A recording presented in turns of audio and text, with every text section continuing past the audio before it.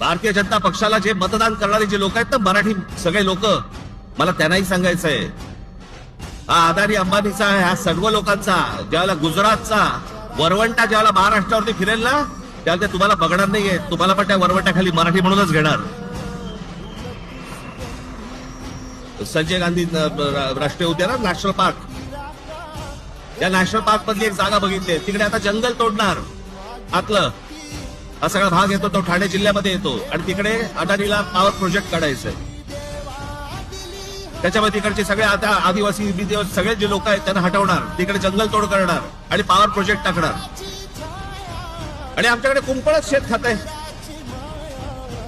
आमचीच मराठी माणसं यांना जमिनी मिळवून देत आहेत. आमचे मराठी माणसं काही दलाल म्हणून यांच्यासाठी कामं करतायत. जेवढा म्हणून तुमचं अस्तित्व आहे सगळं हे मिटवायला येत आहेत.